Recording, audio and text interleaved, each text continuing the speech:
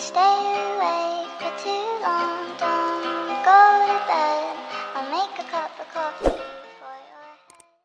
Assalamualaikum warahmatullahi wabarakatuh. Perkenalkan, nama saya Khairunisa Putri Ramadhani, NIM 2017143425. Saya merupakan mahasiswa aktif dari Universitas PGRI Palembang semester 6 dan dari prodi PGSD. Di sini saya akan membuat tugas wawancara saya untuk memenuhi tugas ujian akhir semester. Mata kuliah Pengelolaan Pendidikan Sekolah Dasar dan dosen pengampunya adalah Ibu Tiurida Intika MPD. Di sini saya sudah bersama Ibu Erna Susilawati. Silakan Ibu Erna Susilawati memperkenalkan dirinya. Assalamualaikum warahmatullahi wabarakatuh. Perkenalkan, nama saya Erna Susilawati SPD. Saya salah satu tenaga pendidik di SDN 25 Kelapa, Kabupaten Bangka Barat, Kepulauan Bangka Belitung. Baik, terima kasih Ibu. Sebelumnya saya ingin bertanya, Ibu mengajar di kelas berapa? Di kelas 1. Di kelas 1. Di dalam kelas 1 Ibu itu memiliki berapa siswa, Bu? Kelas 1 sekarang ini berjumlah siswanya ada 20 orang. 20 orang. Baiklah, kita langsung saja ke pertanyaan mengenai tentang pengelolaan pendidikan sekolah dasar. Menurut Ibu, faktor apa saja penentu keberhasilan pengelolaan satuan pendidikan khususnya di pendidikan tingkat sekolah dasar? Menurut saya, yang pertama itu adalah kepala sekolah, di mana kepala sekolah harus dituntut bisa menjadi contoh untuk kami sebagai tenaga pendidik, dan juga tentunya ada tenaga pendidik yang profesional, dan juga ada operator atau TU-TU beserta ada juga pengawas yang telah ditunjuk dari daerah masing-masing. Baik, menurut Ibu, apakah ada pengaruh kepemimpinan kepala sekolah terhadap kinerja guru dalam suatu sekolah, terutama tempat bekerja Bapak, Ibu dan sekarang? Iya, menurut saya kepala sekolah itu sangat berperan penting sekali dalam proses proses belajar di sekolah, terutama sebagai pedoman ataupun acuan kepada tenaga pendidik, di mana kepala sekolah tersebut bisa memberikan contoh yang baik sehingga bisa ditiru oleh guru-guru untuk tujuannya untuk sekolah itu agar lebih baik lagi.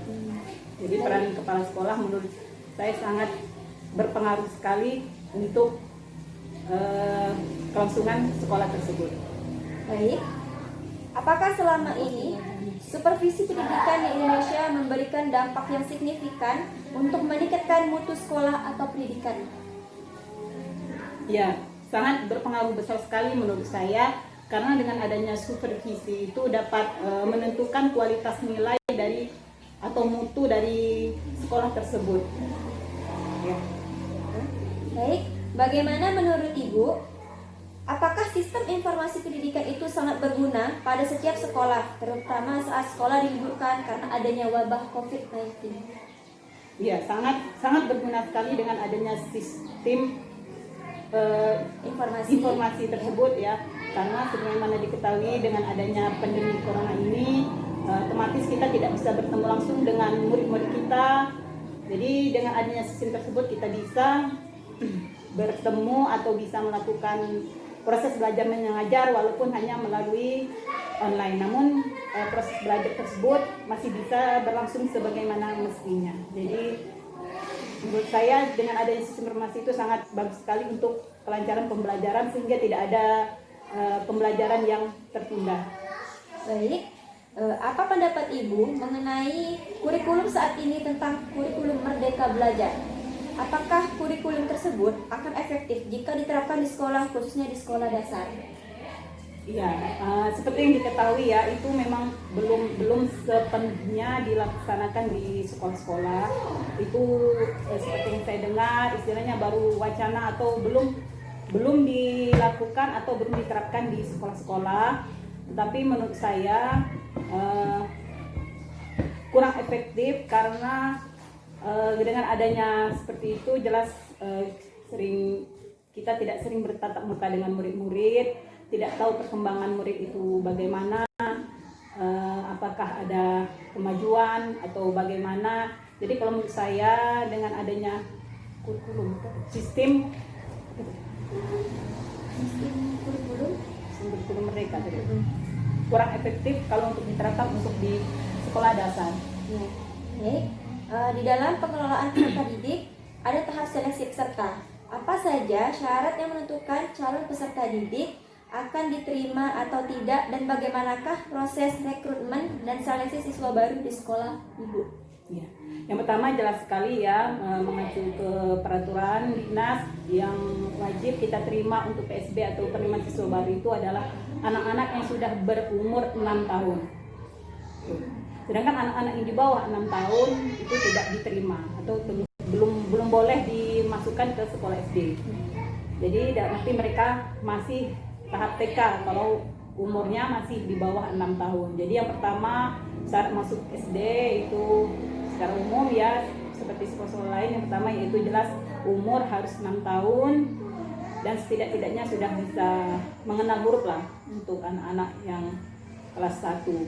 Dan itu tapi tidak untuk kemungkinan seandainya bila ada anak-anak yang tidak bisa membaca sedangkan umurnya sudah 6 tahun, bukan berarti tidak diterima, tetap kita terima, karena untuk proses kelanjutannya membaca itu adalah tugas kita sebagai tenaga pendidik untuk mendidik mereka supaya bisa membaca nantinya.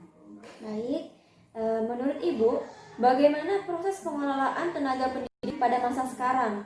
Dan mengapa pada pengelolaan tenaga pendidik dinilai penting dalam melakukan pengembangan kemampuan kinerja pendidik di sekolah ini? Menurut saya sekarang tenaga pendidik sudah luar biasa perhatiannya dari pemerintah ya.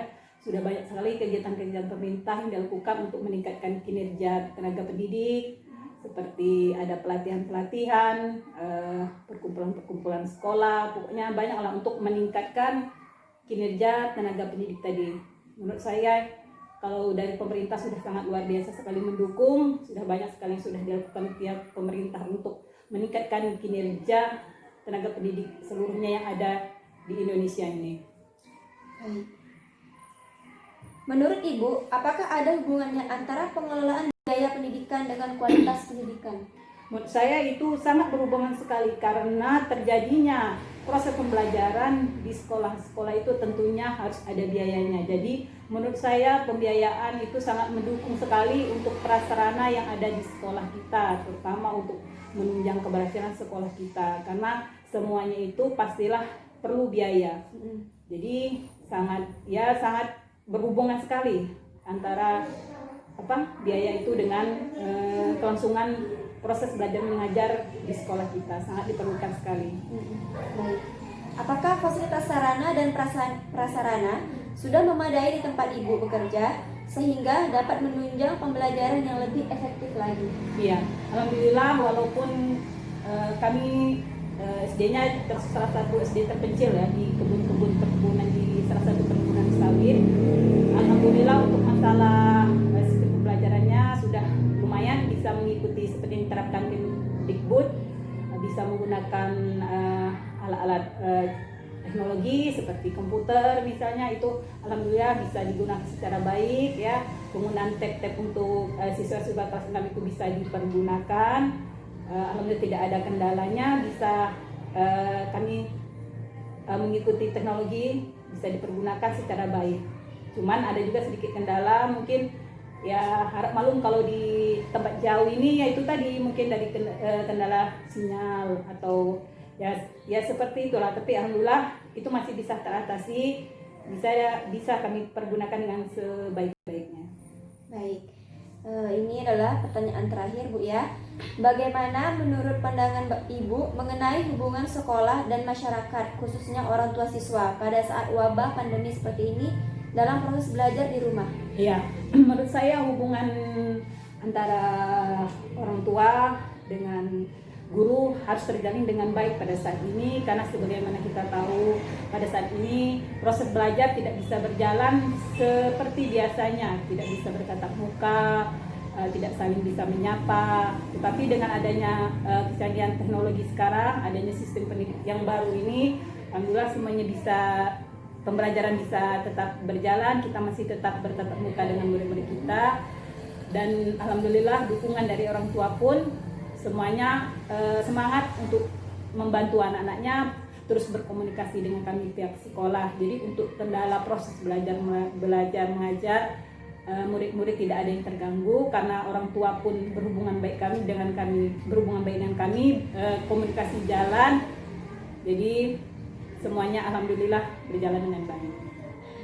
Baik, terima kasih sekali Ibu atas penjelasannya dan jawaban-jawaban dari Ibu sangat-sangat menambah ilmu saya, dan semoga juga yang menonton video ini mendapatkan ilmu yang sama. Dan ini saja wawancara yang saya lakukan. Terima kasih sebelumnya Ibu. Baiklah Bu, saya akhiri. Assalamualaikum warahmatullahi wabarakatuh. Waalaikumsalam. Hey, feeling good.